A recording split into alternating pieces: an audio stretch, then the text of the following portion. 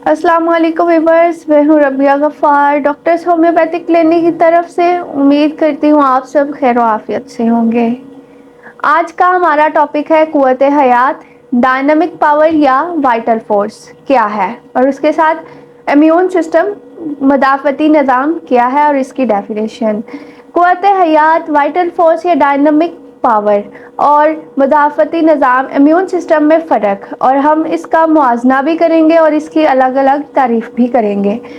और मैं इसको समझाने के लिए सबसे पहले कुव्वत हयात और कुव्वत मदाफ़त की अलग अलग तारीफ़ करूँगी और फिर इन दोनों का मुआजना करूँगी। मेरी कोशिश होगी ये बताते हुए कि मैं ऐसे असलूब इख्तियार करूँ जो आम फहम और जामे हों।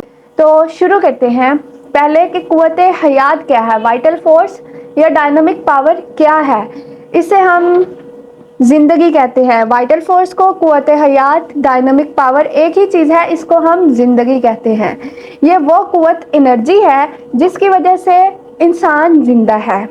अगर ये ताकत इंसान में ना रहे तो वही इंसान मर जाता है और मुर्दा कहलाता है। इस ज़िंदगी में ताकत, कुव्वत हयात को रूह कहते हैं, जिसका जिक्र इल्हामी किताबों में भी है, और हर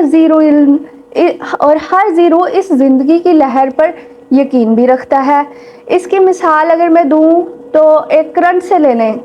एक करंट को देख लें। अगर करंट का इजहार करने के लिए उसको किसी न किसी चीज़ की, किसी गैजेट की ज़रूरत होती है।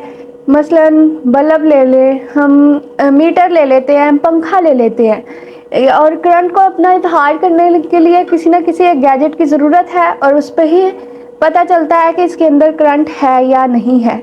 इसी तरह कुव्वत हयात यानी वाइटल फोर्स और डायनामिक पावर को अपना इजहार करने के लिए किसी न किसी चीज़ की ज़रूरत होती है, और वो है जिस्म। कुव्वत हयात बज़ाहिर तौर पर नज़र तो नहीं आती, लेकिन हर खुलिये में मौजूद है, इसीलिए इसे ज़िंदा रखे हुए है।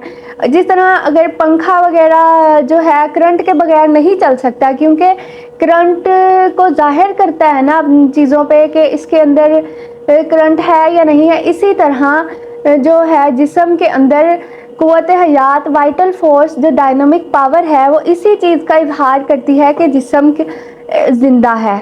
अगर ये नहीं होगा तो जिस तरह वाइटल फोर्स नहीं होगी, डायनामिक पावर नहीं होगी, कुव्वत हयात नहीं होगी, तो इस तरह जिस्म तो इसके होते हुए भी नकारा होगा, मुर्दा होगा।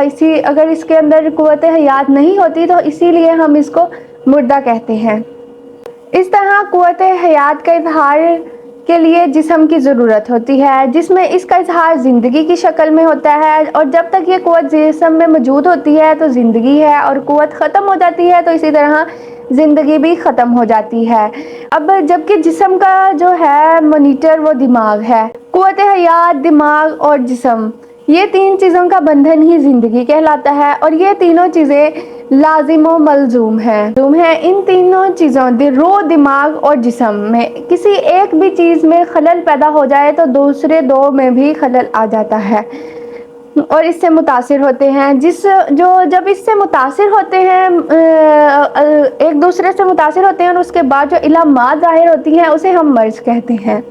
और अब हम देखते हैं, ये तो हो गई कुव्वत हयात, डायनामिक पावर और वाइटल फोर्स। अब हम देखते हैं कुव्वत मुदाफ़त। कुव्वत मुदाफ़त इंसानी जिस्म की एक सलाहियत है जो मर्ज़ के ख़िलाफ़ बचाव या दफ़ा का काम अंजाम देती है।